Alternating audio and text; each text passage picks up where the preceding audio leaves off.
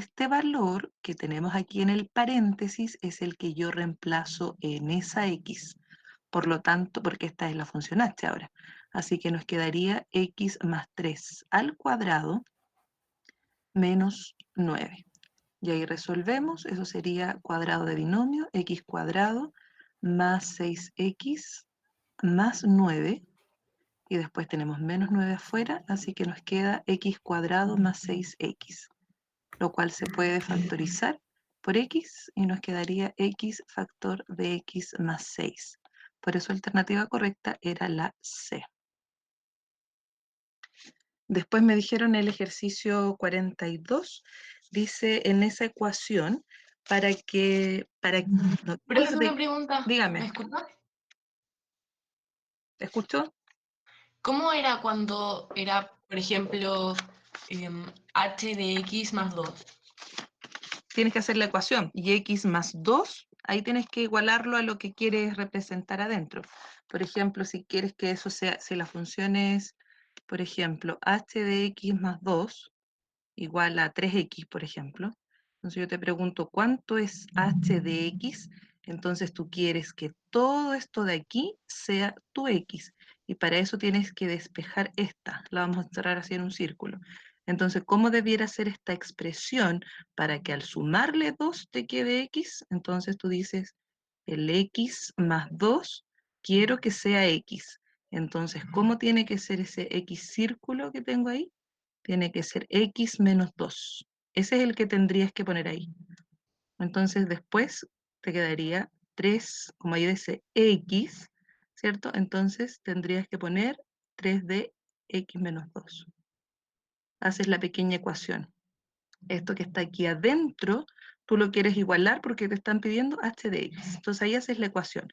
Y le das una marquita diferente a esa x para que sepas que ese es el que tienes que despejar, para saber que ese es el que va a ir ahí. ¿Me sigues, Coté?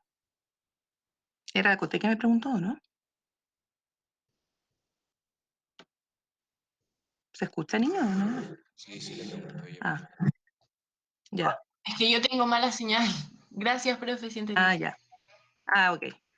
Ya, y la otra era el 42. Dice, en esta ecuación, ¿qué valor debe tener k para que la ecuación tenga como solución al menos 1? Sí, sí, ya la Si noté, el profe. menos 1 es solución de esta ecuación, significa que cuando la x toma el valor menos 1, se satisface la igualdad. ¿Por qué reemplazo en la x? Porque aquí dice, esta es una ecuación en x. Ahí me dice quién es la variable. Y si la solución es menos 1, yo reemplazo la x por menos 1. Entonces quedaría 2 por menos 1 menos 4k más 6 igual 12. Y por lo tanto, al resolver acá nos quedaría menos 2 más 6, quedarían 4 menos 12 igual a 4k. Y resolviendo aquí nos quedaría menos 8 dividido 4 menos 2. Ese tendría que ser el valor de k. ¿Algún otro más de esta página? La 44 y 45. 44 y 45.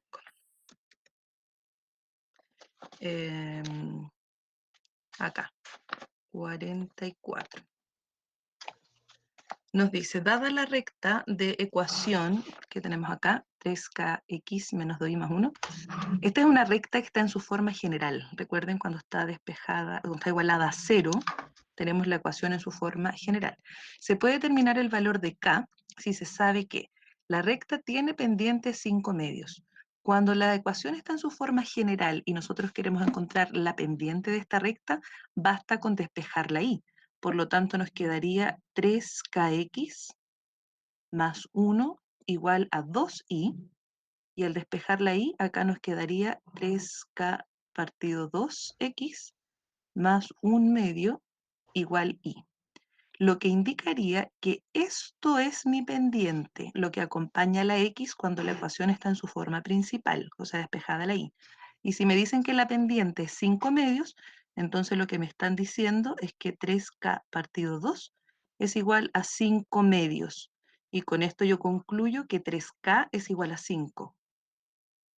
Y si 3k es igual a 5, puedo encontrar el valor de k, que serían 5 tercios. Entonces, ¿se puede terminar con la 1? Sí. Si la 1 es correcta, inmediatamente descarto la C, descarto la E y descarto la B. Ahora tendríamos que probar si es que la 2 también me sirve. Y la 2 dice una recta perpendicular a ella tiene esta ecuación. Cuando dos rectas son perpendiculares, recordemos que el producto de sus pendientes, M1 por M2, es igual a menos 1.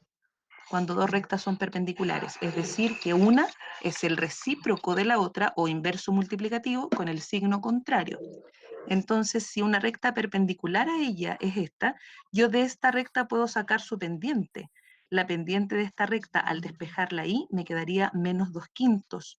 Entonces, si esta recta M1 tiene pendiente menos 2/5, indicaría que la pendiente de una recta perpendicular a ella sería su recíproco 5/2 con el signo contrario. Por lo tanto, lo que dice la información 2 es lo mismo que dice la 1, así que también me va a servir. Por eso la alternativa correcta es la D, cada una por sí sola. Profe, una pregunta. Dígame. ¿Siempre tienen que dar los mismos resultados en las dos? ¿O podrían dar pendientes distintas? No, tiene que ser lo mismo. Sí. Ah, ya. ¿Alguna otra duda? Sigamos. El 45, si alguien me preguntaba, Profe, recuerden la profe que... pregunta si está grabando la clase, porque dice que tiene mala señal y no entiende nada. ¿Quién tiene mala señal? La Coté. Es que se le corta todo el rato. Ah, ya, no la inicié grabando. Ya, pero voy a empezar a grabarla desde ahora. Ustedes están viendo la pantalla, ¿cierto? Que a veces se va como cuando quiero compartir y no se Sí, ve profe, todo, se ve. pero se ve todo, ya. Pero Afi no entendí muy bien la 2 de la 44. ¿Por qué la 2? En la 2, porque puedes sacar la pendiente. Si te dan una recta perpendicular, tú de esta recta obtienes que la pendiente es menos 2/5. Y por lo tanto, si tienes una recta perpendicular a ella, su pendiente va a ser 5/2. Entonces, con la información 2 es como que te dijeran lo mismo que la 1. Por eso la 2 también sirve, porque de la 2 vas a poder deducir que la pendiente de esta recta es 5/2. Y ahí haces el mismo despeje que hicimos para la 1. Ah, ya, muchas gracias. ¿Me sigue, Joco? ¿Sí? Sí, sí, sí. Sí, la Ya, sigo. yo estaba diciendo acá que en el ejercicio 5, cuando hablamos de ponderación, significa multiplicar un escalar, que se llama cuando es un número real, es un escalar, y se multiplica por cada una de las coordenadas del vector. Por lo tanto, aquí quedaría 5,25. Por eso es la D. Siguiente página. Ya, la 45 no la entendí. Lo que acaba de explicar. ¿Es multiplicar? Sí. Se multiplica 5 por 1, son 5, 5 por 5, 25. Ah, no dije nada. Ya. Profe, la 48 y la 50. Ya. Y la 49 igual, por favor. 48, 49, 50.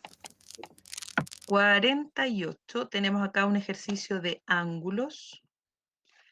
Recordemos que acá el ángulo completo son 360 grados y por lo tanto me estaría faltando cuánto es este ángulo de aquí, pero aquí dice que el rayo OA es la bisectriz del ángulo BOC, por lo tanto lo ha dividido en dos ángulos de igual medida, por lo tanto este ángulo también vale o mide x más 20.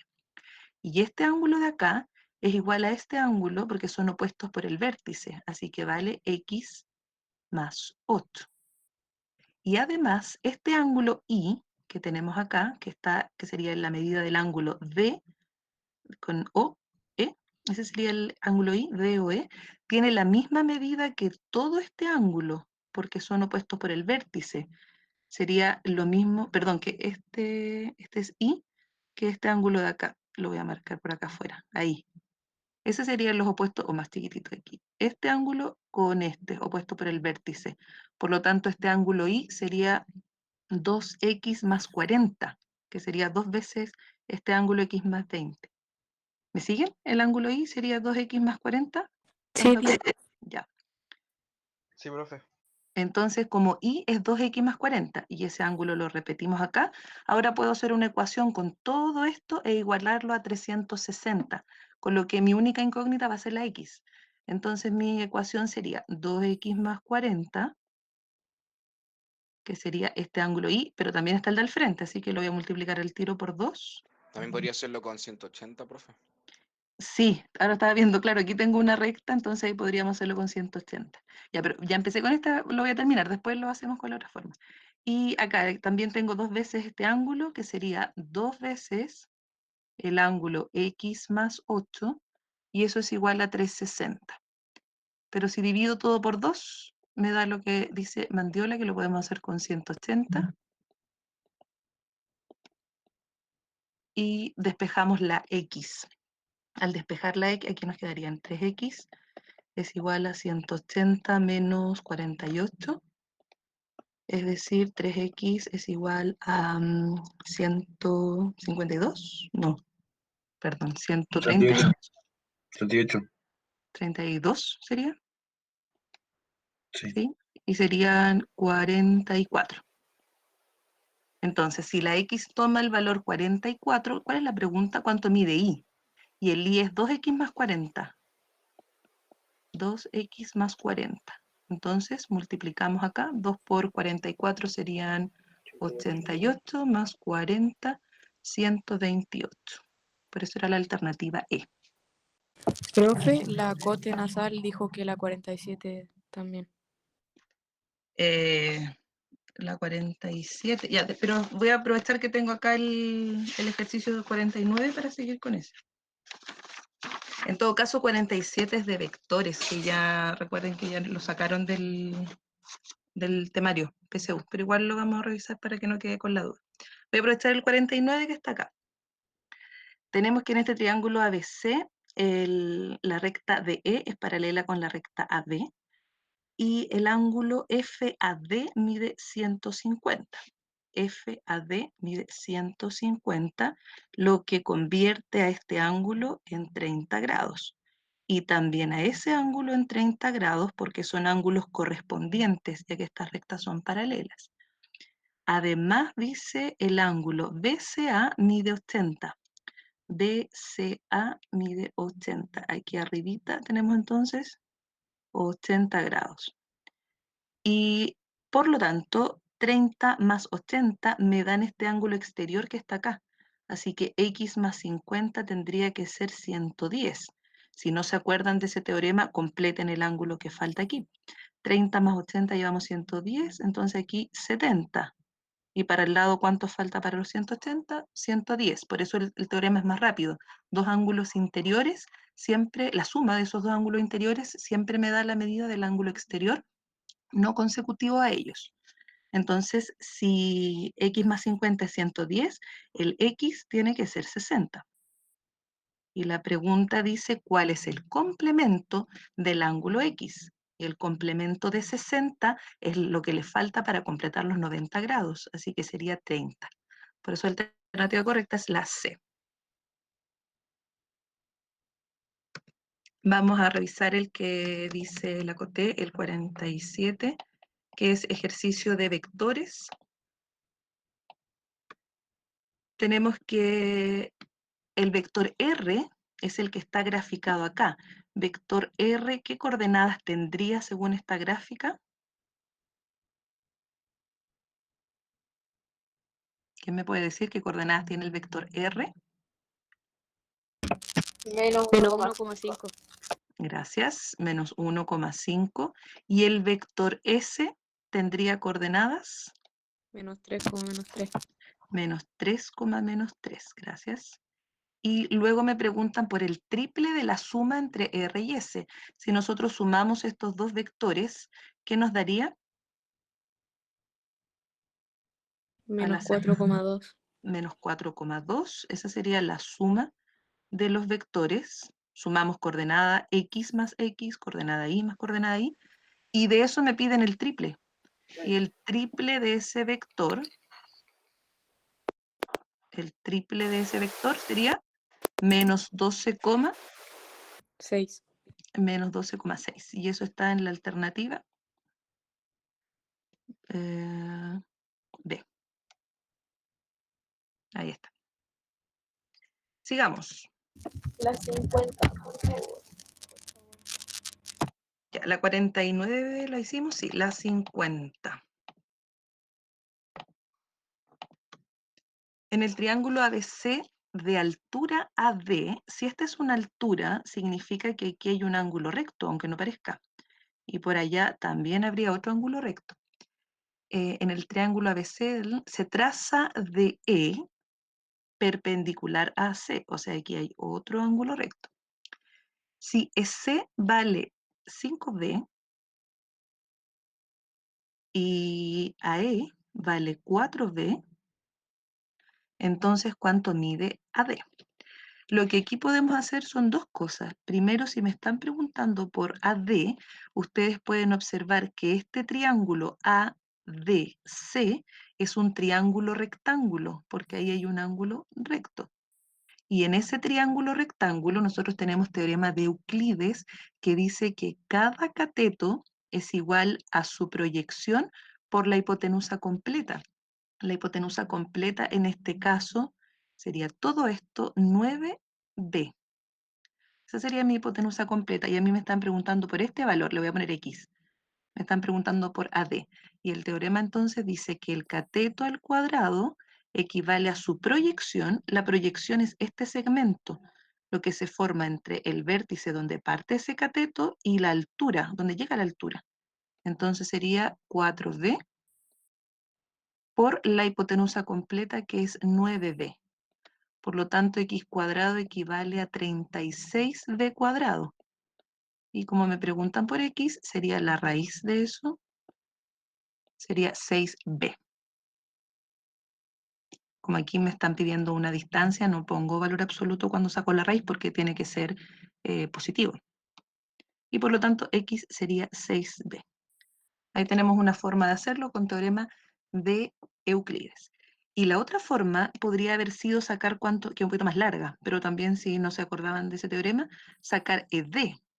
Esa altura h que yo tengo aquí, por teorema de Euclides, dice que h al cuadrado es igual a la multiplicación de los segmentos en que quedó dividida la hipotenusa, es decir, 4b por 5b. 4b por 5b. O sea que la altura al cuadrado equivale a 20b cuadrado. Y si aquí tengo que la altura es 20b cuadrado, después podríamos ocupar teorema de Pitágoras, que sería ae al cuadrado más h al cuadrado, y eso es igual a x cuadrado, y llegamos al mismo resultado. También se podría hacer así, un poquito más largo por este camino, pero igual llega.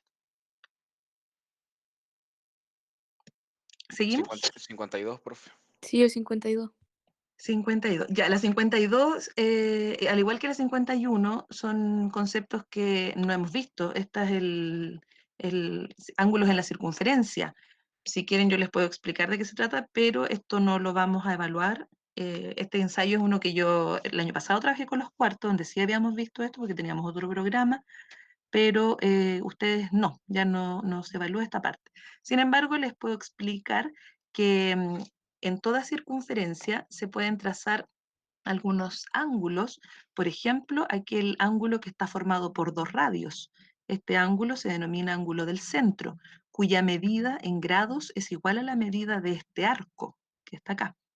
Entonces aquí nos dicen que el arco BCA, siempre los arcos se nombran en sentido antihorario.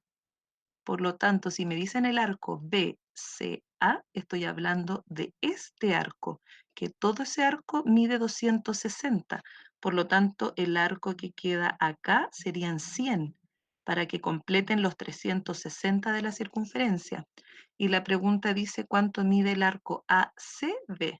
El arco ACB que tenemos acá es un ángulo que se denomina ángulo inscrito, cuando tiene su vértice en un punto de la circunferencia, no en el centro. Y la medida de este ángulo inscrito es la mitad de la medida de este arco o la mitad de la medida del ángulo del centro, porque estos dos miden 100, entonces ese ángulo de ahí mide 50 grados. Por eso la alternativa correcta era la B. Deducible. Profe, Deducible, claro. Lo mismo en el 53, 54, esos son conceptos de circunferencia. El 55 es concepto que hemos visto nosotros, porque ahí tenemos teorema de Tales. Pero a ese creo que no tenían... Entonces 58, profe. Por favor. 55, mira, el 56, que varios se lo saltaron porque vieron la circunferencia, tampoco estaba tan difícil porque lo que ahí me preguntaban era deducir cuál era la información No había que falsa. usar la circunferencia en realidad. Y podíamos hacerlo, por ejemplo, en la 56 me dicen que el centro es el punto 3 medios, 1. Voy a volver a ese ejercicio. 56. El punto dice, el centro, dice la B, que es la falsa, es 3 medios, 1. Aquí dice que esta es una figura que tiene un radio 1. Por lo tanto, significa que esa distancia que hay aquí, de ese punto al centro, esa distancia tiene que ser 1. Por lo tanto, el centro es el punto 2,1, porque aquí retrocedemos 1. Por eso era la B la falsa. No había mucha ciencia tampoco en eso. 57, homotesias. Esta sí la voy a revisar porque es pero decía compleja. circunferencia. ¿Ah? Diego, Pero decía circunferencia. ya, ¿Me escucha, tía? sí. No, pero si no Lamentablemente se estoy escucha. diciendo no No, estoy nada, dije diciendo lo que contrario, decía estoy diciendo circunferencia. que podían hacerla igual, aunque decía circunferencia, porque no tenía no tenías otros teoremas que ustedes debieran saber. La 57. Tenemos una gráfica donde se muestra una homotesia que transforma al triángulo ABC en el triángulo RST. Aquí lo que se ve es que la figura se ha invertido respecto de este centro de homotesia, por lo tanto la razón debe ser negativa, la razón de homotesia. Ahora dice acá, bueno, por eso la primera es verdadera, ando buscando la falsa. Después dice la B, si la razón de homotesia es 1 es a 3, miren la razón, 1 es a 3. ¿Qué significa que la razón sea 1 es a 3? ¿La figura se achicó o la figura aquí dice, si fuera 1 es a 3, ustedes dirán, pero es negativa. Pero y aquí decía, póngase en el caso que fuera 1 es a 3. ¿Qué tendría que ocurrir? Si la razón de homotesia es 1 es a 3, ¿qué ocurre con la figura? ¿Se achica, se agranda? ¿Qué es lo que pasa? ¿Se triplica ¿Se triplica? o no? ¿Qué Se dice? agranda. 1 a 3. ¿Se agranda? O sea, se agranda, sí, pero se triplica. Recuerden que la razón de homotesia, para que la figura se agrande, tiene que ser un valor mayor que 1. Aquí, si dice 1 es a 3, en estricto rigor, la figura se ha achicado. Porque recuerden que cuando hablamos de la razón de homotesia, siempre tenemos la figura homotética y luego la original. Entonces, aquí estaría diciendo que la razón entre la homotética y la original es 1 es a 3. Por lo tanto, ahí habría una reducción de la figura. En todo caso, esta es la falsa, justamente. Aquí dice, si BC fuera 15, entonces RT tendría que ser 45. Y esta afirmación es falsa por todos lados por lo siguiente. Primero, porque si BC es 15, entonces su homotético tendría que, bueno, tendría que ser 45 su homotético, justamente, porque ¿qué es lo que ocurre acá? No, que dijimos la figura se achicó, ¿cierto? Sí, la figura se achicó 1/3, entonces tendría que ser 1/3 del valor original, 1/3 de 15. Y además, si ustedes se fijan, BC no se corresponde con RT. ¿Con quién se corresponde BC que tenemos acá? Con Con ST. ST. Porque aquí la figura se rotó. Con ST. Entonces, BC se corresponde con ST. Y aquí, si este fuera un triángulo isósceles, por ejemplo, ahí podría ser, ¿cierto? Que BC con AC, estos dos son iguales, si es que dijera en alguna parte que es isósceles, pero aquí no lo dice. Entonces, no tenemos esa correspondencia entre BC y RT. La correspondencia va a estar aquí, BC con ST. Por eso esta es la falsa. Entonces, recordemos aquí, si entonces la razón de homotesia es 1/3 o 1 es a 3, significa que la figura se ha achicado. significa que se ha achicado. Entonces, si BC fuera 15, su homotético, su lado homotético tendría que ser 5, ¿ya? Para que su lado homotético fuera 45, la razón de homotesia tendría que ser 3 es a 1. Por eso es la falsa la B. Tía, Dígame. si las medidas hubiesen estado bien, igual hubiese sido falso, ¿no? Si me hubiesen dado ST, Sí, o sea, si, me refiero a que si las medidas al final hubiesen estado bien. claro, Según yo, igual estaría mala porque estaría sería mala porque negativa. no se corresponden con el lado. No, pero me refiero a que me dan cualquier medida y las dos se corresponden y están bien los cálculos, pero según yo igual estaría mala porque está dada vuelta la figura. Ah, claro, sí, por la razón que aparece ahí, ¿sí? Y la figura está invertida. Además dice la razón, en todo caso aquí dice si la razón de homotesia fuera, aquí como que hay que ponerse en el caso que aquí te están dando, como que olvidarse a lo mejor de que se invirtió. Por eso esta era falsa, como yo les digo, por todos lados, porque tenía como había cambiado muchas condiciones del ejercicio. Algunos me marcaron la E como falsa en el ensayo, porque acá decía si AB es 12, le voy a poner aquí la medida, si AB fuera 12 y RS fuera 4, entonces dice CO es a CT como 3 es a 4. Aquí veamos qué es lo que ocurre. La razón de homotesia, ¿cuál sería en este caso? La razón de homotesia, si esta es 12 y esta es 4, la figura se achicó. Por lo tanto, en este caso podemos ver que la razón de homotesia sería menos 1, 1/3. ¿cierto? Menos 1/3. Ajá, eso. Entonces, ¿eso qué significa? Que este segmento CO que tenemos acá, me hablan de CO, ¿sí? Y de CT, tendría que ser el triple. Por ejemplo, si este segmento es K, este de acá tendría que ser 3K, porque como la figura se achicó a 1/3, entonces se achicó a 1/3 también todas las distancias que hay entre cada vértice de la figura original y el centro. Entonces, si esto era 3K, esta se redujo a 1/3 K. Pero acá la pregunta decía CO es a CT, y resulta que CT es 4K. Entonces, efectivamente, la razón entre CO y CT es 3 es a 4. Por esto esa era verdadera, la E. Entonces aquí aprovechamos de repasar varios conceptos de la homotesia. Si la figura se invierte, razón negativa, la figura se achicó, razón en valor absoluto menor que 1, y si se agranda es mayor que 1, en valor absoluto. Sigamos. De la siguiente página, la que no había que hacer, la 58, porque esa habla de volúmenes que no hemos visto y que ya no aparece evaluado en la PC1, está en el temario. Entonces nos La sacamos. 58, ¿no? No, 58 no, eso es volumen. Después, dígame usted, lo mismo en la 61 tenemos circunferencia, aunque aquí habían temas de teorema de Euclides, que también se podían. La 59. La 59. Profe, Ujú.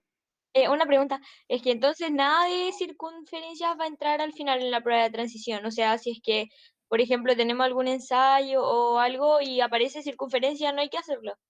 Ángulos de la circunferencia y segmentos proporcionales, no, eso no hay que hacerlo. Como yo te decía en la 61, mira, se los voy a explicar igual, porque ahí hay conceptos que vienen de Euclides, más que de la propia circunferencia, pero igual hay un tema que a lo mejor ahí había que saberlo con lo que expliqué delante, del ángulo. Pero ahí se los voy a explicar, pero para que vean que todo lo que implique ángulo en la circunferencia no lo van a preguntar. En la 59 tenemos AB es ABC como 3 es a 4, o sea, 3K y acá 4K. Y por otro lado, BC es a CD como 7 es a 5, o sea, 7X le vamos a poner acá y 5X. La pregunta dice entonces, ¿cuál es la razón entre AB y BD? Lo que podemos hacer aquí, bueno, he visto que en el desarrollo hicieron varias cosas, pero lo que yo había planteado de un principio era que este segmento BC cumple con que 4K es igual a 7X, porque es el mismo segmento. Entonces de aquí, si 4K es igual a 7X, yo puedo despejar la X, por ejemplo, o puedo despejar la K. Y me piden la razón entre AB y BD. BD es todo este segmento que serían 12X. 12X. Entonces lo que yo voy a hacer es despejar la X y acá nos va a quedar 4K partido 7. Entonces lo puedo reemplazar aquí. Entonces me quedaría 12X y reemplazo esto. Sería 12 por 4K partido 7. O sea, este segmento vale 48K partido 7. Y como la pregunta ahora dice, ¿cuál es la razón entre AB y BD? La razón sería 3K. Lo voy a hacer aquí. 3K es a este segmento que es el BD. 48K partido 7. Simplificamos las K y nos quedaría 3 por 7 partido 48. Se invierte la segunda fracción. Simplificando nos queda 16. Por lo tanto, la razón es 7 es a 16. Acá, alternativa E. Hay una forma bastante algebraica, diría yo, porque es reemplazar, despejar una incógnita, reemplazar en el otro. Tía, la Sí. 60. 60.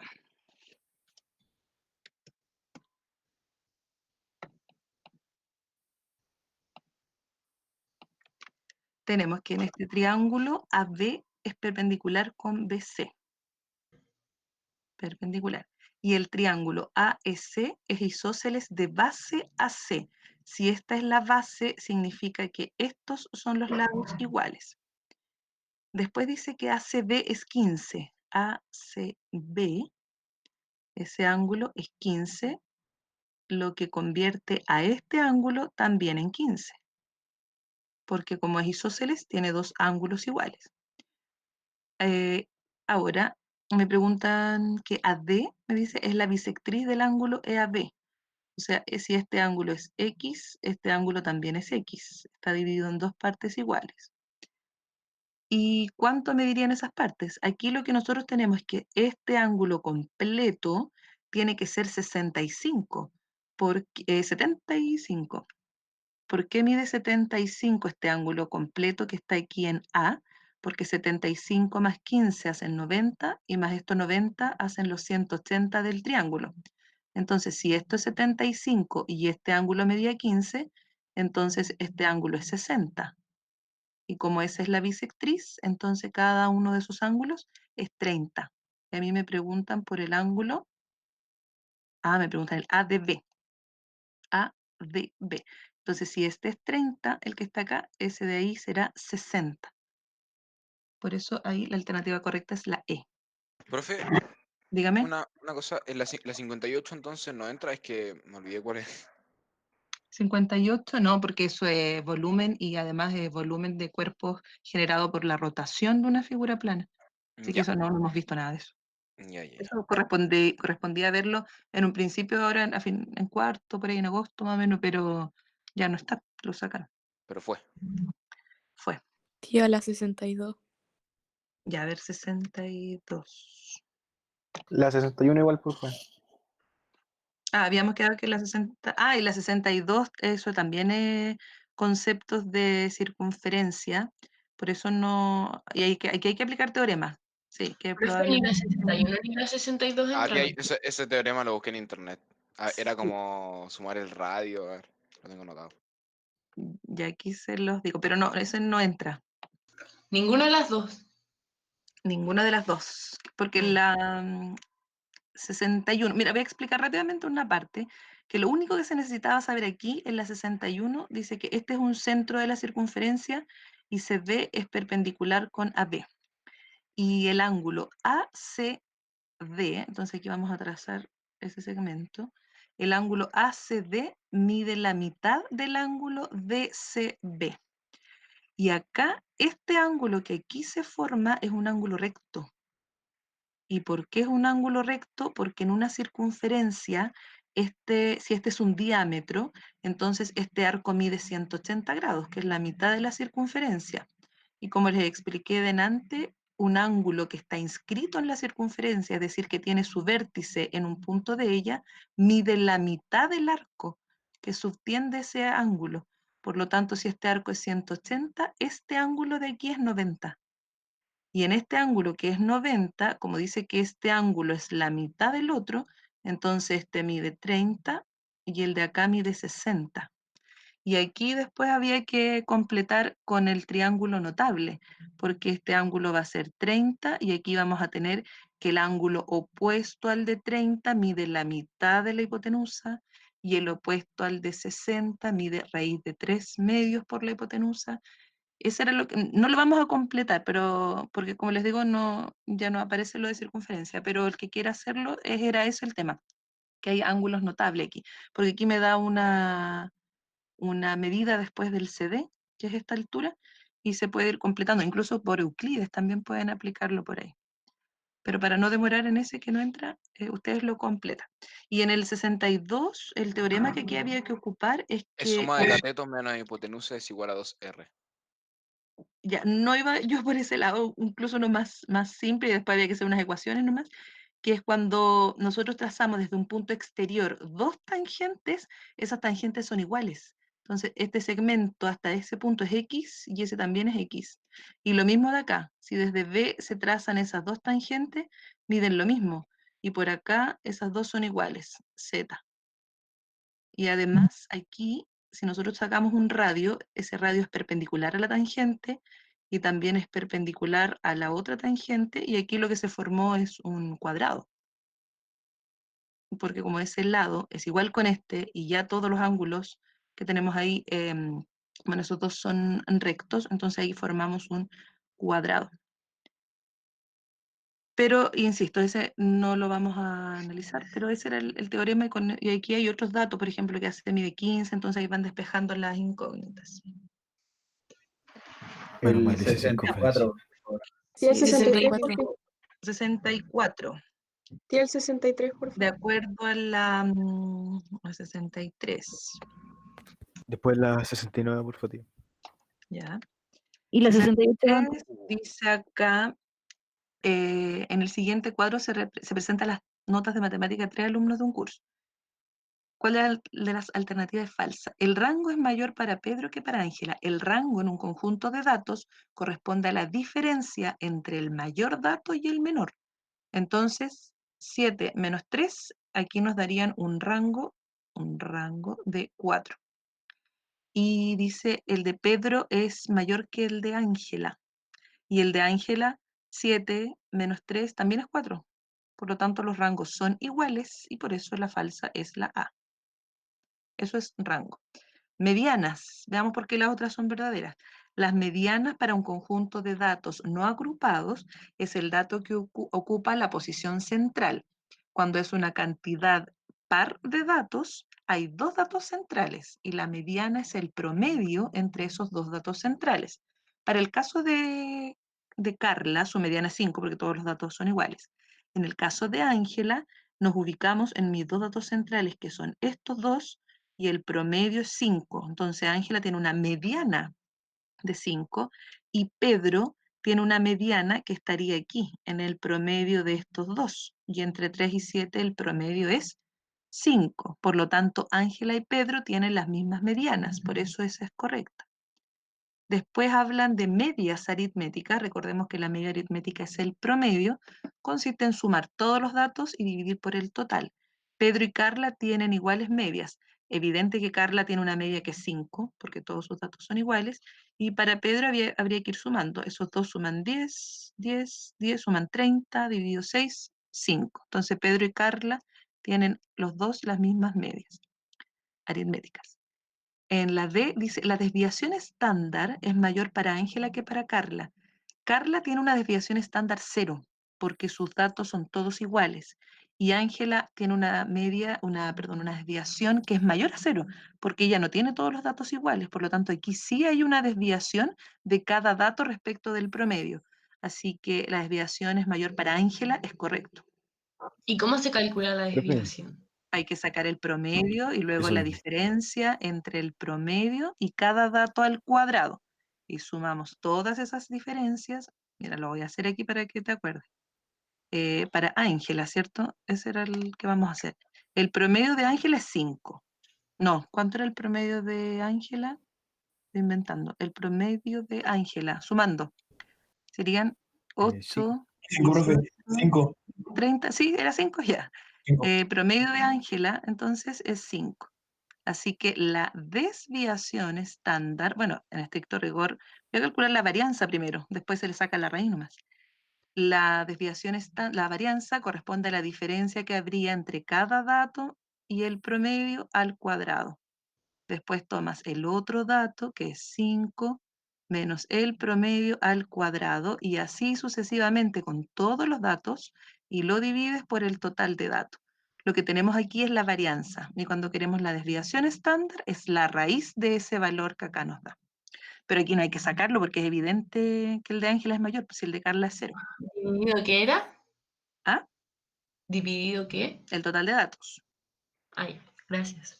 Y después dice la varianza de Pedro es mayor que la de Carla. También lo mismo, Carla tiene desviación 0 y por lo tanto si la desviación es 0, la varianza es 0.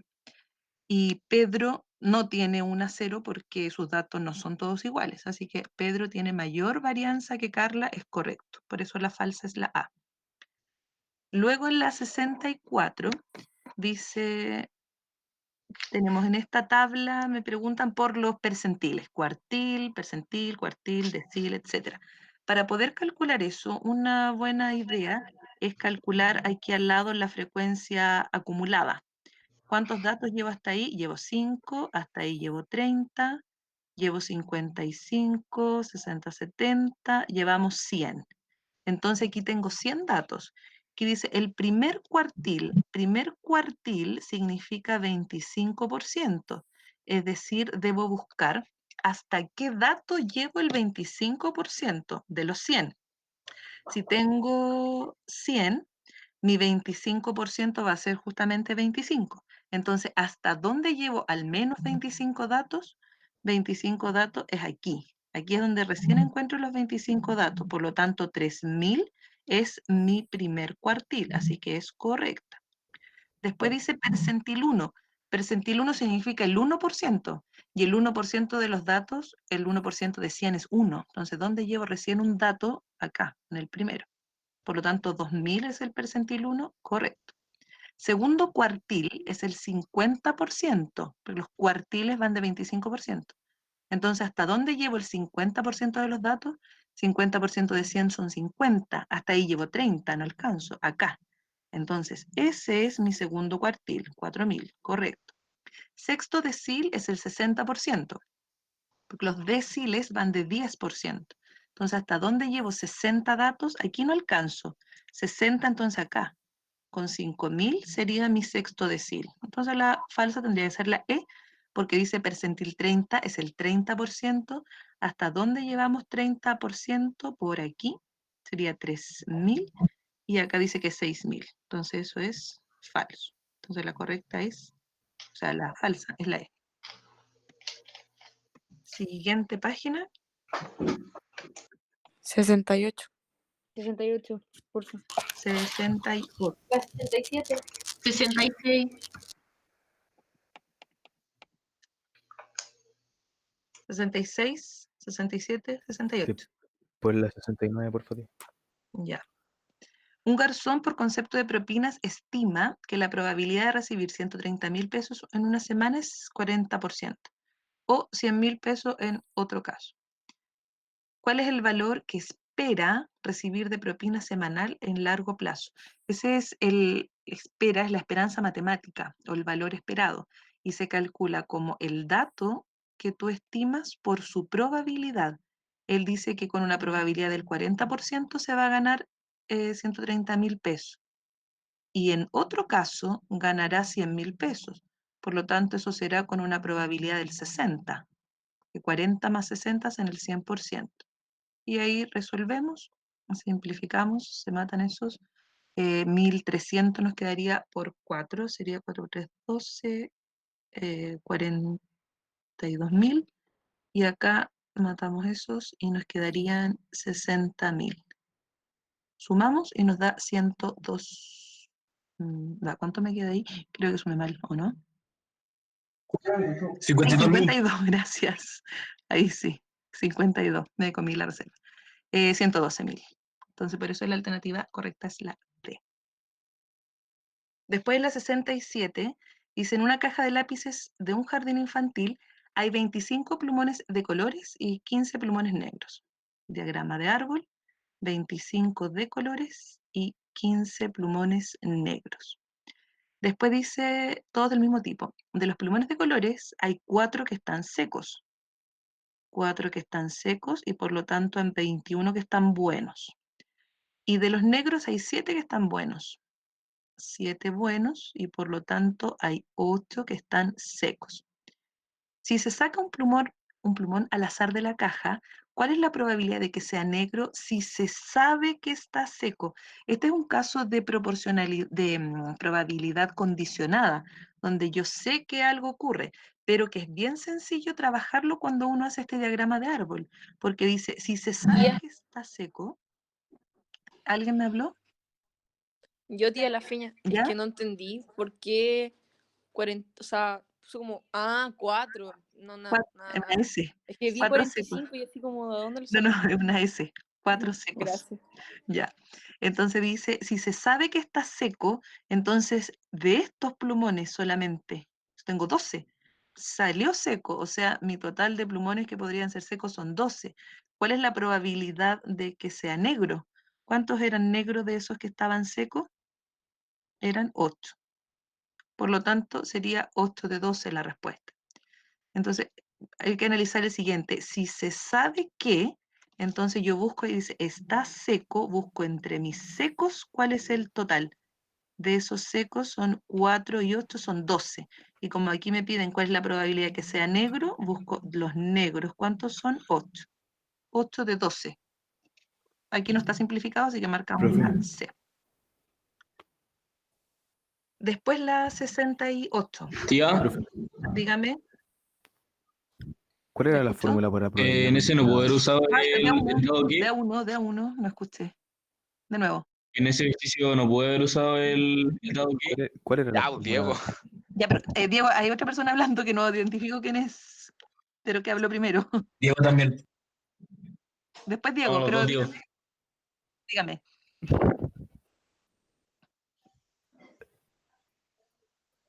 Es que no sé a qué ¿Alguien Diego me le estaba habla, tío. hablando? Dale, Ah, dale ya, Diego, habla tú. no, yo decía que Diego Medina que me espere un poquito, porque primero Sí, habló otra persona.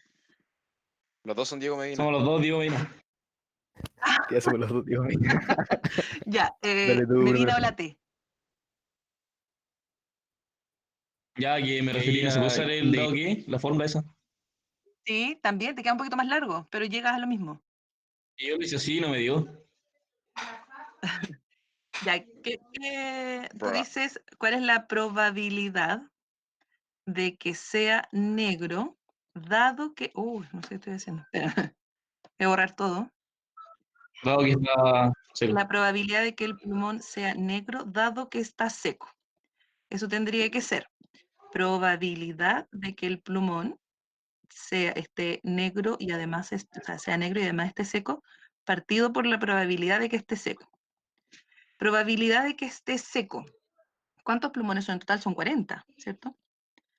Son 40 plumones. ¿Y cuál era la probabilidad de que estuviera seco? Borré aquí los datos, así que tú lo tienes por ahí.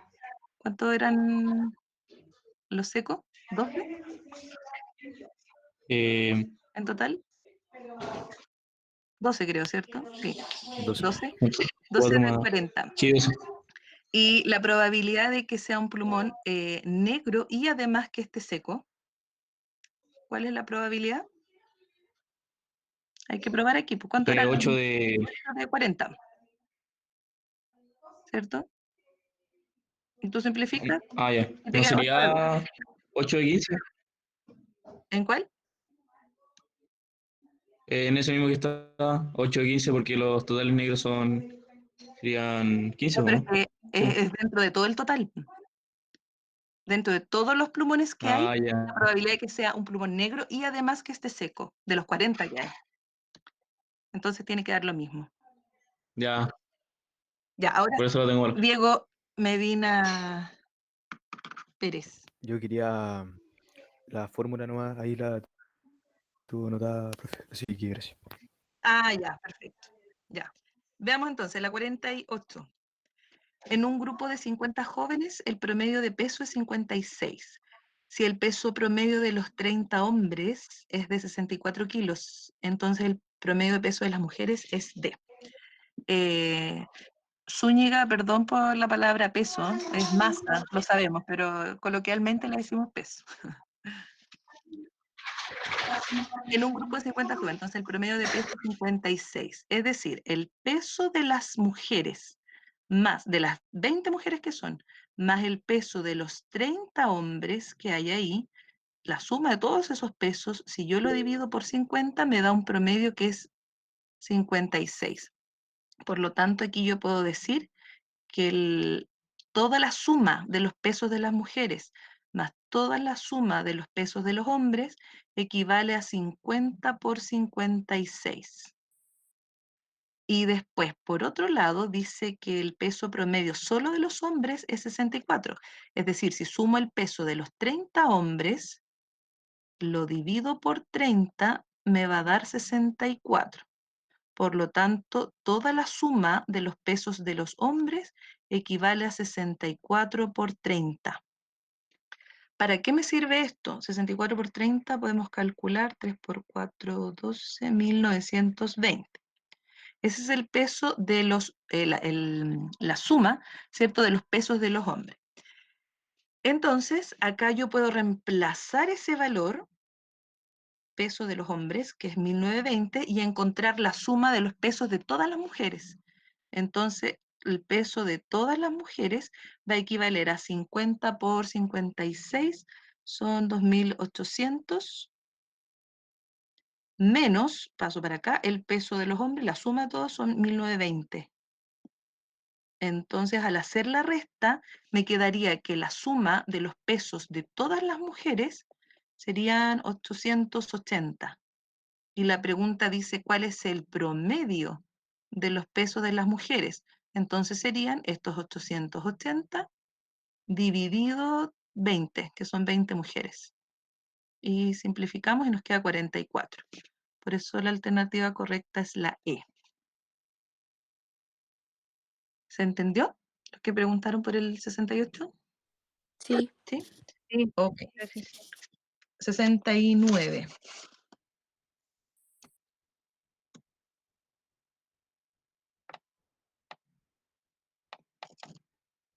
Tenemos por acá. Al adentrarse hacia la cordillera, la probabilidad de encontrar un camino cordillerano tapado de nieve en invierno es 2/5. Entonces la probabilidad de que en 5 excursiones, una al día, ningún día esté el camino tapado es... Si la probabilidad de que el camino esté tapado es 2/5, la probabilidad de que no lo esté sería 3/5. Entonces queremos que en 5 excursiones no esté tapado el camino, o sea, el primer día no esté tapado y el segundo no esté tapado y el tercer día el camino no esté tapado, ni el cuarto ni el quinto día. Entonces las probabilidades se multiplican y ¿qué nos quedaría? 3 elevado a 5 partido 5 elevado a 5. Por eso es la A, en la 69. Después de esta página, ¿cuál más? En la 71. 71, ahí tenemos triángulo de Pascal. ¿Cuál de las siguientes proposiciones es falsa respecto de la variable aleatoria X, número de caras que se obtiene cuando se lanzan 4 monedas? Cuando lanzo 4 monedas, recordemos que el teorema de el triángulo de Pascal, que será aquí abajito, empezamos. Si lanzamos una moneda, tenemos que, en un caso sale cara, y tenemos que, bueno, cara y sello son mis dos posibilidades cuando lanzamos una moneda. Entonces, después vamos completando acá, y son 4 monedas. Hasta aquí. ¿Qué quiere decir eso? Vamos a comenzar con el máximo de caras que uno podría encontrar. Aquí podríamos encontrar 4 caras, y en ese caso 0 sellos, y eso se va a dar de una sola posibilidad. La otra opción es 3 caras y un sello. Y eso se va a dar en 4 posibilidades. Eso significa, ¿cuáles son las 4 posibilidades de que se den 3 caras y un sello? Significa cara, cara, cara, sello, o cara, cara, sello, cara, y ahí vamos variando sello. Entonces, por eso son esas 4 posibilidades de tener 3 caras y un sello. Después tenemos 6 posibilidades en que se obtienen 2 caras y 2 sellos. Fíjense que va bajando la cara, va subiendo la cantidad de sellos. Acá tendríamos una cara y 3 sellos para llegar finalmente a 4 sellos y 0 caras. Entonces, acá dice la probabilidad de que la variable tome el valor 0, es decir, 0 caras, es la misma de que la variable tome el valor 4, es decir, 4 caras. 4 caras, 0 caras se da en un solo caso, de los 16 que hay aquí, claro. Entonces, esta es correcta. Después dice la B. La probabilidad de obtener una cara es la misma que la de obtener 3 caras. Obtener una cara se da en 4 casos y 3 caras también en 4 casos, entonces es correcta. Después dice la C. La probabilidad de obtener 2 caras es mayor que la probabilidad de obtener 3. Obtener 2 caras se da en 6 casos y 3 caras se da en 4, entonces mayor, correcto. Después dice la D, la probabilidad de obtener 0 caras se da en un solo caso, es menor que la probabilidad de obtener una cara. Y la probabilidad de obtener una cara, estamos acá, en 4 casos, es correcta. Y por último, la E tendría que ser la falsa, donde dice la probabilidad de obtener 4 caras es mayor que la probabilidad de obtener 2, y eso es falso. La probabilidad de obtener 4 caras es 1 de 16, y obtener 2 caras es 6 de 16. Esa es la falsa, la alternativa E. Ustedes dirán, ¿y no era necesario hacer todo esto? No, no es necesario, pero aquí yo quise recordar el triángulo de Pascal. No es necesario porque siempre el valor extremo, que es obtener el máximo, no puede ser mayor a otro de los valores que sean intermedios, 2 caras, 1 cara o 3 caras. Siempre los extremos son los que tienen la menor probabilidad porque es un caso del total. Entonces, era mirar aquí y es la E. La 73. Su última página, La 73. 73.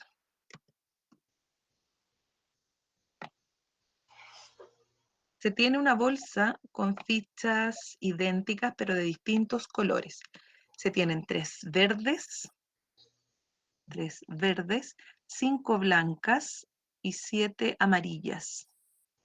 Si el experimento de extraer de la bolsa una ficha, registrar el color que sale y devolverla a la bolsa se realiza 3 veces y se define la variable aleatoria X como el número de veces que la ficha salió verde o amarilla, cualquiera de las dos, ¿cuál es la probabilidad de X tome el valor 3? Eso significa que en la primera extracción me salga verde o amarilla, y en la segunda también, y en la tercera también. Dice que tome el valor 3, que las 3 veces me salga eso.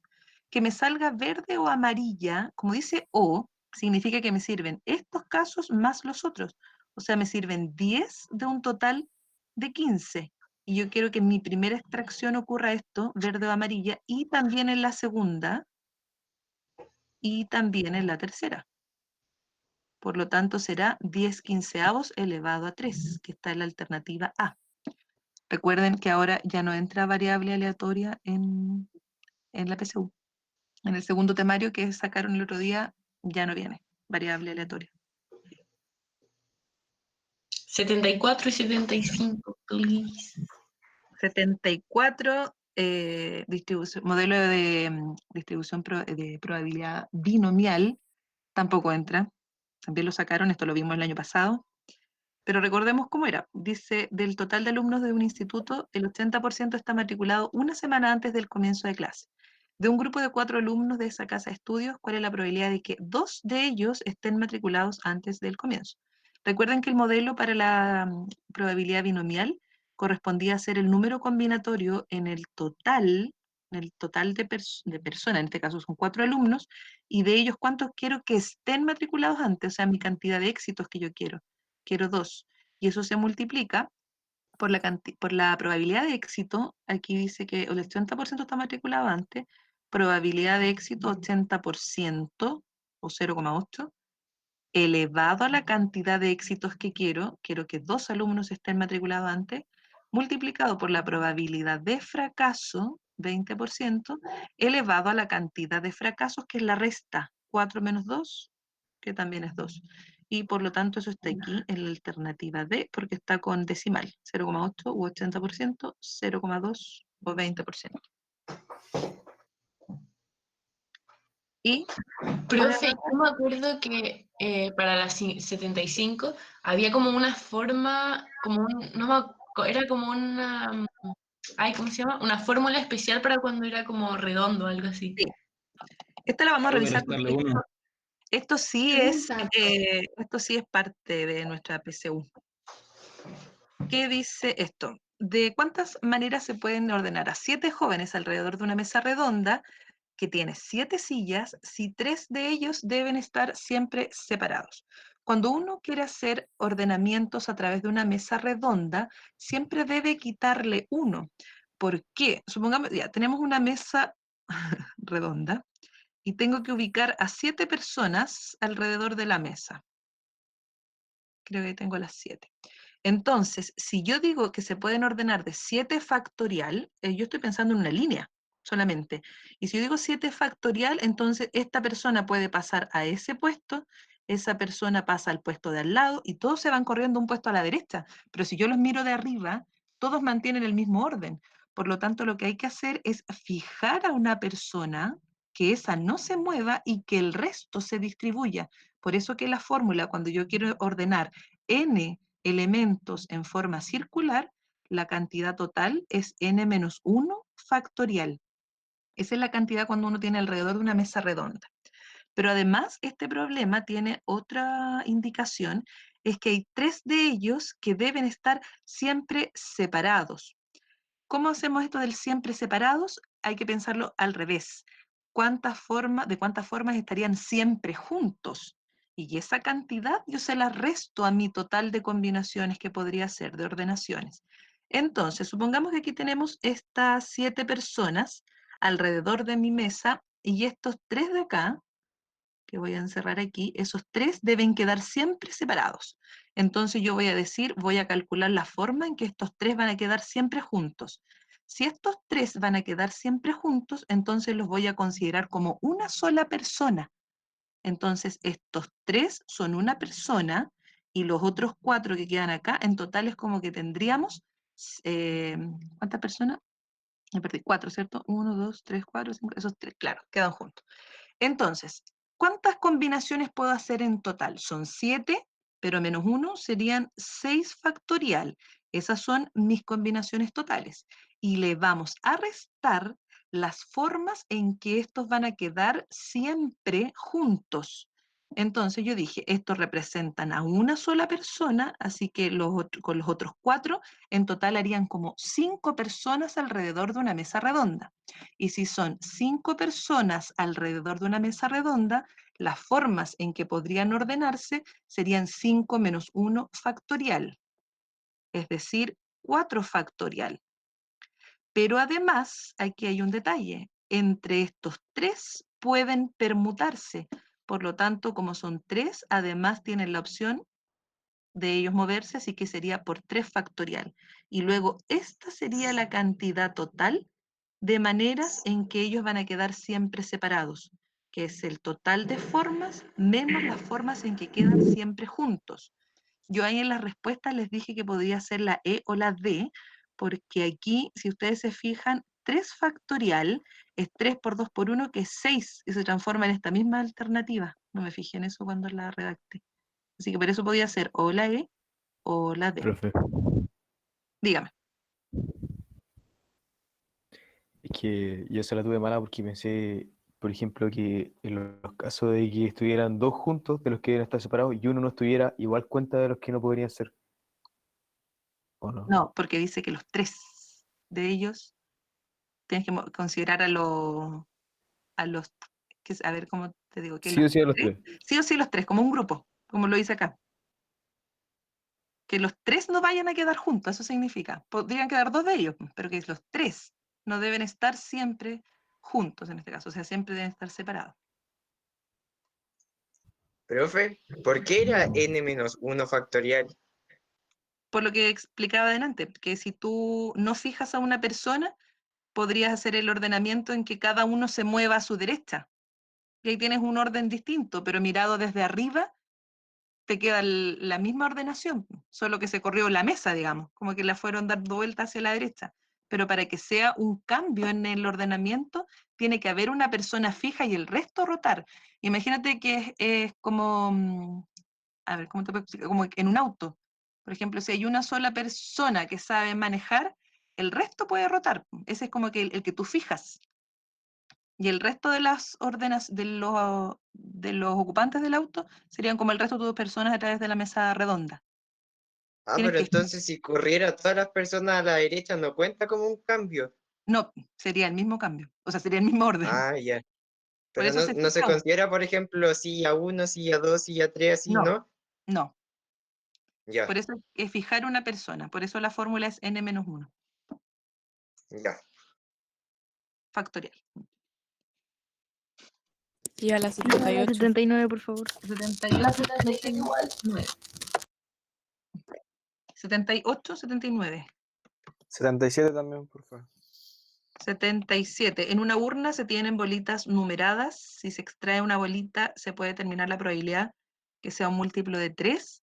Si se sabe que los números no se repiten, no, porque no sé cuántas bolitas tengo, ni cuáles son los números. Después dice, ¿todas las bolitas son de igual tamaño y peso? Tampoco. Por eso se requiere información adicional, porque no dice cuántas bolitas son, cuál es la numeración de las bolitas, así que imposible que pueda saber cuál la probabilidad de que salgan múltiplos de 3.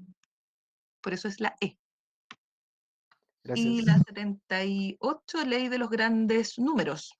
En una escuela de 3.000 estudiantes, cada alumno debió lanzar un dado para poder conocer la probabilidad de obtener un número par. Entonces, de acuerdo a la ley de los grandes números, podríamos afirmar que con los 10 primeros, no, con los 10 lanzamientos, los 10 primeros lanzamientos, la probabilidad es un 50%. No, puede que en esos primeros 10 lanzamientos nunca salga un número par, en 10 lanzamientos, así que esa no podríamos decir que es verdadera. En la B dice, si los alumnos se agrupan de a 8, en cada grupo la probabilidad de obtener un número par es del 100%. Eso no puede ser así porque puede que en ningún grupo se haya obtenido un número par. Así que yo no puedo decir que sí o sí va a dar un par. La B no puede ser. Y la C dice, aproximadamente el 50% de los lanzamientos corresponde a un número par. Esa es la correcta porque es lo que plantea la ley de los grandes números, que si un experimento se repite una gran cantidad de veces, cuando es una gran cantidad de veces, se habla de casos de miles. De 1.000 para arriba ya es una gran cantidad de veces. En estricto rigor, si uno hiciera 1.000.000 de veces un experimento, aún más cercano va a ser a la probabilidad teórica. Entonces, si el experimento se hizo 3.000 veces, porque cada estudiante lanzó un dado, entonces se espera que al menos la mitad de esos vayan a obtener un número par y la otra mitad un impar. Por eso la correcta es la C. El 50% va a corresponder a un número par. Tía, ¿eso sigue entrando? ¿O ya No, no? eso ya no está. Lo que apareció es lo que aparece es probabilidad nomás. La probabilidad condicionada y las reglas de la Pero ¿qué probabilidad. nos va a mandar ensayos como con la materia actualizada, o sea, los contenidos actualizados? ¿Cómo? ¿Nos va a mandar ensayos con los contenidos actualizados? Sí, por supuesto. Este ensayo, yo les decía, este es el del año pasado, por eso tiene todavía los otros contenidos. 79. Se lanzan 2 monedas y 2 dados comunes, uno a continuación del otro. ¿Cuál es la probabilidad de que en ambas monedas salga sello y el número del primer dado sea divisor del número del segundo dado? Aquí pide 2 cosas, dice y, ¿cierto? Y, por lo tanto, ahí ya tendremos una multiplicación. La probabilidad de que en ambas monedas salga sello significa el caso sello-sello, o sea, un medio por un medio. Así que será un cuarto. Y después, ¿qué es lo que debe ocurrir en los 2 dados? Que el número del primer dado sea divisor del número del segundo dado. Cuando nosotros lanzamos 2 dados, tenemos un total de combinaciones que son 36, porque 6 casos del primero y 6 casos del segundo dado, 36 casos. De esos 36 casos o pares ordenados que hay, me puede salir el 1 con el 1, el 1 con el 2, el 1 con el 3, etc. Entonces, si mi primer dado, voy a poner aquí el primer dado y el segundo. Si en el primer dado me sale un 1, ¿cuántos casos me sirven para el segundo dado de tal forma que este número sea divisor del que va a salir acá? ¿Cuántos me sirven acá? 6. Me sirven 6. Por lo tanto, me sirve la combinación el 1, 1, el 1, 2, el 1, 3. Entonces, en este caso, me sirven 6. Si aquí me saliera el 2, ¿cuántos números en este segundo dado serían los que me sirven de tal forma que estos sean, este sea divisor de este segundo número? 3. 3, el 2, el 4 y el 6. Y así tengo que hacerlo con cada uno. Si aquí me sale un 3, acá mis opciones podrían ser que me salga un 3 y un 6, que son los dos divisibles por 3. O sea, 2 casos. Si aquí me sale un 4, acá solo tengo la opción en el segundo dado que me salga un 4, para que este sea divisible por el de acá. O sea, un solo caso. Y si aquí me sale un 5, acá me sirve un solo caso. Y si me sale un 6, en el segundo dado me va a servir solo que me salga un 6, porque está pidiendo que este número sea divisor del que va a salir acá. Por lo tanto, aquí me sirve un caso. ¿Y cuántos tengo aquí en total? ¿Cuántos tenemos aquí en total? Tengo 9, 11, 12, 13, 14. Entonces me van a servir 14 pares ordenados de un total de 36. Por lo tanto, la probabilidad de que el primer dado sea, el primer número del dado, sea divisor del segundo, va a ser 14 de 36. Y como las probabilidades aquí hay que multiplicarlas, nos quedaría, se puede simplificar por 2, ¿cierto? Acá son 2 y aquí serían 7. Entonces tendría que ser 7 de 36. Y eso está acá en la E. No, profe, No, lo sería multipliqué. de 2 Ay, por perdón, aquí 36. sería 72. Me faltó ahí, perdón. 7 de 72. Gracias. Ahí. Que quedó un 2 por 36, 72. Sería, no es la E, entonces la D. Ahí sí. 7 de 72. Y la última, de nuevo, es modelo de probabilidad binomial. Recuerden que a pesar de que esto no entra en la PSU, sí lo hemos visto, así que no pueden, la PSU no entra, pero si ya lo revisamos, yo se los podría preguntar eventualmente. Así que esto es lo mismo que explicamos delante. Tengo la probabilidad de que un artículo esté defectuoso del 2%. Si se venden 150 de estos artículos, ¿cuál es la probabilidad de que exactamente 50 de ellos no estén defectuosos? Entonces, ahora mis éxitos serían 50 que no estén defectuosos. Entonces, de los 150, quiero que 50 no estén defectuosos. En número combinatorio, entonces. Probabilidad de éxito es que no esté defectuoso. Es decir, si el 2% es defectuoso, el 98 no lo estará. Y de esa probabilidad de éxito, quiero que 50 no estén defectuosos y por lo tanto el resto, que serían 100, el resto 100, estarían defectuosos, con una probabilidad del 2%. Y eso está en la alternativa, es acá, la B. Número combinatorio, probabilidad de éxito elevado a cantidad de éxitos, probabilidad de fracaso elevado a la cantidad de fracasos. Ya niños, hemos terminado con nuestro ensayo. Vamos a proceder a revisar, nos quedan 12 minutos, pero vamos a revisar la guía de funciones. ¿La tienen por ahí a mano? Guía 408. O sea, la 408 te dice 410, es esa, ¿cierto? Sí, me fijé que decía 410, ahora recién le cambié. Pero es esta, la guía de ejercitación funciones 2. ¿Qué conceptos tenemos acá? Función inyectiva, sobreyectiva, biyectiva y función inversa. Esto es como lo más importante que tenemos que ver porque esto sí aparece en nuestra prueba de este año o del otro año, no sabemos cuándo la vamos a dar. La 7. ¿Dudas? La 7. La 2. La 7 y la 2. Profe, una duda chica, es que el 2 no entendí si era logaritmo de x menos 1 o logaritmo de x menos 1. Logaritmo de x, porque no tiene paréntesis. Mm, Entonces, acá vamos a ver la 2. no sé eso.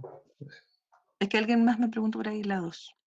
Dice, si esta función, dice, esta es la función f, ¿por qué punto va a pasar la gráfica de f a la menos 1?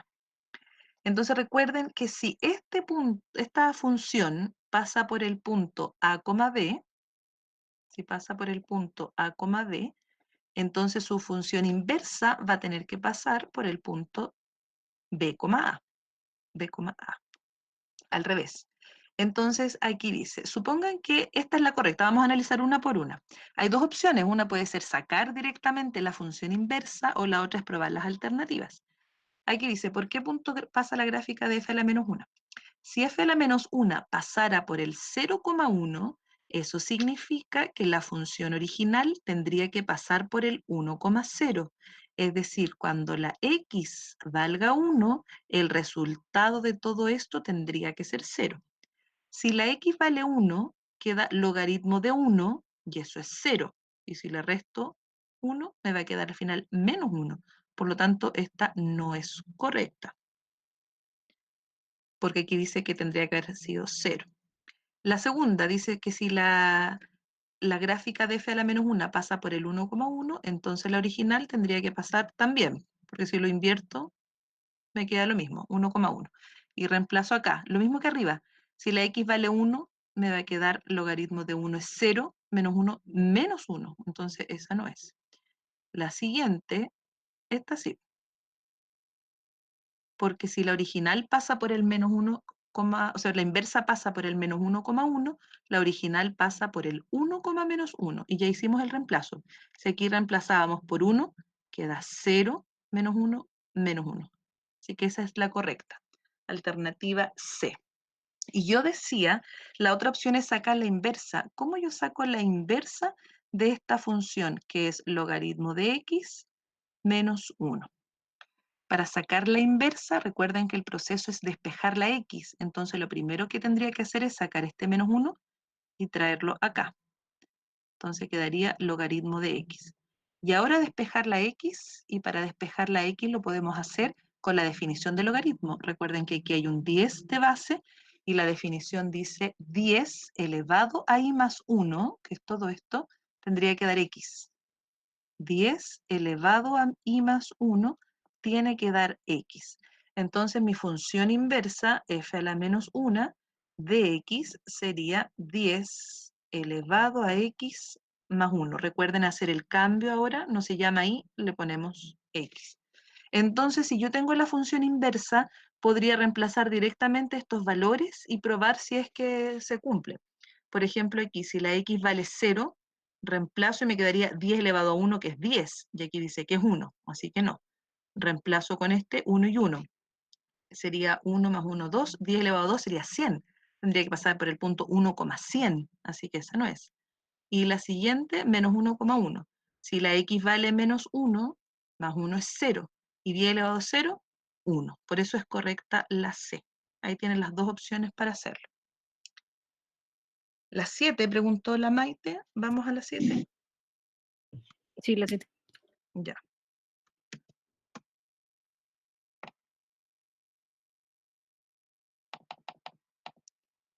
Tenemos, si esta función está definida como x elevado a n, esa es una función potencia, lo que todavía tenemos que ver. ¿Será una función sobreyectiva? Sí. Si n es positivo o si n es impar, dice aquí. ¿Por qué es ambas juntas? Porque existen funciones, imagínate que tú tomaras, por ejemplo, solo la 2. Evidente que esta función no va a ser sobreyectiva si es que este n fuera par. Eso ya lo sabemos. Recuerden que todas las funciones con índice par, la función potencia de índice par, tienen la forma parabólica. X al cuadrado, por ejemplo, o x a la cuarta, representan formas parabólicas. Y esas no son sobreyectivas porque no ocupan todos los reales como recorrido. Los resultados que darían estas funciones cuando el exponente es par serían solo números no negativos. Entonces, por eso no sería sobreyectiva si fuera par. Ahora, si fuera impar el exponente, sí, pero si fuera un impar positivo, porque si el exponente es un impar negativo, la curva no es sobreyectiva. ¿Por qué no es sobreyectiva? A ver si alguien me puede decir si imaginen que esto fuera un x elevado a menos 3. ¿Qué pasaría si fuera x elevado a menos 3? Quedaría 1 partido x elevado a 3. Claro, ¿Pero era quedaría todo 1 bien? partido x elevado a 3. ¿Y qué pasaría ahí? Ah, no, sería sobreyectivo, porque no Eso no podría sería dar cero. sobreyectiva porque nunca podría dar 0. Sí. Entonces tendrías un valor de tu codominio de R que no sería imagen de nadie. El 0, nadie llegaría al 0. Entonces, por eso no sería sobreyectiva si es que el n fuera un impar negativo, por ejemplo. Entonces, por eso en este caso las dos deben ser juntas, impar y además positivo, para que esto se transforme en una función sobreyectiva. De hecho, si este número es impar positivo, la función es biyectiva. Maite, ¿me sigue? Sí. ¿Sí? Ya, en todo caso, Profe. esto es lo que vamos a ver la próxima semana con la función potencia. Ya esta es la materia Profe. que seguimos. Dígame. Gracias. Esto, si fuera, por ejemplo, x elevado a 2,5, ¿sería sobreyectivo? X elevado a 2,5, 1,5 en decimal. sería la raíz quinta de x al cuadrado, si fuera. Lo que pasa es que como función potencia lo definimos con los n enteros, porque si no se Ah, ya. habla de la función raíz. Y ahí tienes que Ya. hacer otro análisis según el exponente.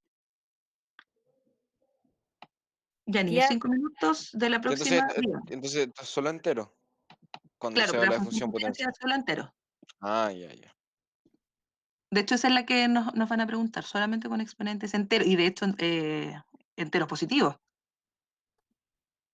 Dígame, ¿alguien me dijo, tía? ¿Puede explicar también la 6, por favor? Las 6. Renata, Sí. las 6, al tiro. Dice, sea f una función biyectiva tal que la función es 2x más 1. Recuerda, esta es una función afín, todas las funciones afín son biyectivas. Se puede calcular el valor de a más b si se sabe que, mira, en este caso tiene que ser ambas juntas, porque aquí dice, si la imagen de A es 6, entonces tú con eso podrías obtener solo cuánto vale el A, y te estaría faltando cuánto vale el B. Entonces, como aquí dice, la imagen de A es 6, significa que cuando la X vale A, o sea, 2A más 1, eso te da 6, con lo cual tú encuentras el valor de A, que tendrían que ser 5 medios.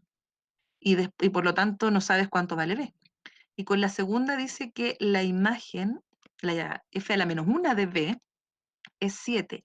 ¿Qué significa que f a la menos 1 de B sea 7? Esta es la función inversa. La inversa. Entonces, esta función f partió así, de un conjunto al otro, ¿cierto? De tal forma que, por ejemplo, al A le dio imagen 6, ¿cierto? Eso es lo que decía arriba. La imagen de la es 6. Entonces, ahora si yo te pregunto, la imagen inversa de 6 sería A, va al revés.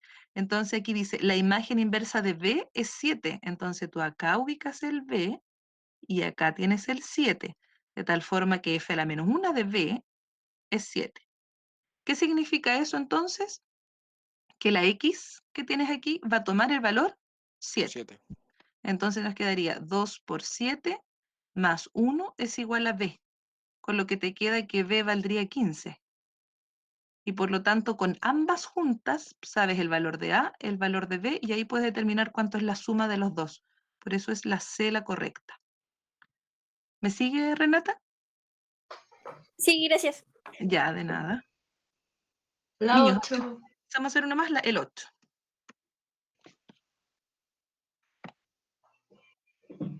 Dada una función biyectiva f, ¿cuál de las siguientes afirmaciones son verdaderas? Si una función es biyectiva es porque es inyectiva y sobreyectiva. Así que 1 y 2 deben ser correctas. Ahora, dice, ¿el dominio de la función es igual a su recorrido? No, eso no es correcto. El dominio de una función, para que sea biyectiva, no necesariamente tiene que ser igual con su recorrido. Aquí debiera decir, para que esto fuera correcto, ¿qué debiera decir? Si queríamos decir que esta 3 es correcta. Al codominio. Tendría que haber dicho codominio, igual al recorrido, porque esa es la definición de una función sobreyectiva. Entonces eso podría haber sido correcto si aquí hubiese dicho codominio, pero dice dominio, así que por eso no lo es. No necesariamente el dominio de una función tiene que ser igual a su recorrido para que sea biyectiva. Entonces por eso es solo 1 y 2. Gracias. Y en la 9, mira, un minuto, pues no me demoro nada. Esto les van a preguntar este año bastante, que es la inversa de la función afín. ¿Y cómo se encuentra la inversa de una función afín? Despejando, o sea, poniendo la I en vez de Primero que todo, despejando X. Y de esto le cambiamos a Y. Y despejamos la X. Por lo tanto, sería Y menos 1 partido 3. Y ahí tenemos despejada la X. Y después le hacemos un cambio. Decimos f a la menos 1 de X equivale, y en vez de ponerla ahí, ahora la llamamos X porque la función parte al revés, parte del codominio hacia el dominio. Entonces, esta es mi función inversa que estaría acá en la alternativa E. Niños, Profe, una pregunta rápida, aprovechando que tiene ahí, si la función inversa me preguntaran, o sea, si dijera f de x más 1 es esa función, ¿cuál es la función inversa de f de x? ¿Cómo se haría? De nuevo, a ver, no, muy rápido. Que sí, o sea, dice lo mismo, pero en vez de decir f de x, dijera f de x más 1. Ah, ya, perfecto. Si te dijeran que f de x más 1 es igual a 3x más 1, y la pregunta fuera, entonces, ¿cuál es f a la menos 1 de x? ¿Eso es? Sí, esa es la pregunta, sí. Ya.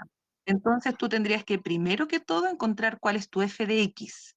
Y para eso tú quieres que esto sea x. Entonces hacemos el despeje de ese que está ahí, que es el mismo que está acá. Entonces yo lo despejo y digo que x círculo más 1 quiero que sea x. Por lo tanto, mi x círculo tendrá que ser x menos 1. Y ese lo reemplazas ahí.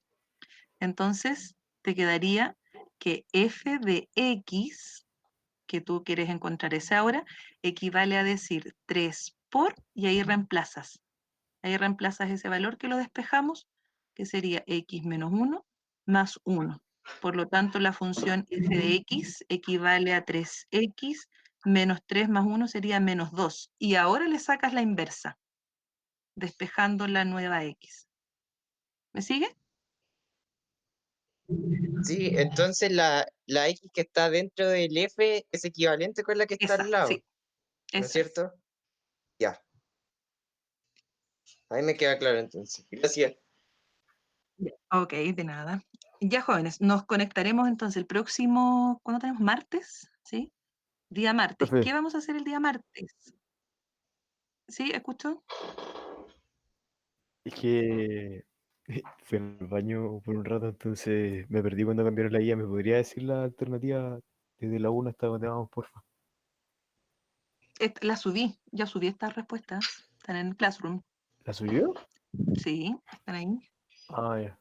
Bueno, Ya, gracias. entonces niños, el próximo día martes nos reunimos de nuevo a través de Meet. Terminamos de revisar esta guía 408 en un ratito y después vamos a ver materia nueva que corresponde a la función potencia. Y con eso ya estaríamos terminando la parte de funciones con la función potencia. Vamos a ver la función, y vamos a recordar función cuadrática también, pero vamos a partir con eso de la función potencia y ahí en adelante vamos a hacer repaso de todo lo que ya hemos visto. Así que nos encontramos, niños, el próximo martes. Espero que les haya quedado clara la Profe, resolución de dudas. Dígame. la última pregunta del último ejercicio que dio de ejemplo. ¿Ya? ¿Cuál sería el resultado de la inversa? Y más 2 partido 3, entonces quedaría x más 2 partido 3. Ah, ya. Era. Muchas Ya. gracias. Chao, Ya, profe. nos vemos, que estén muy bien. Chao, Chao, chao. profe. Muchas gracias. Profe, chao. Escriben, si Chao, tienen profe. dudas, no olviden escribirme. Chau, chau. Gracias por su participación. Ese fue. Concha. Trini, te escuché, es la Trini. ¿O no?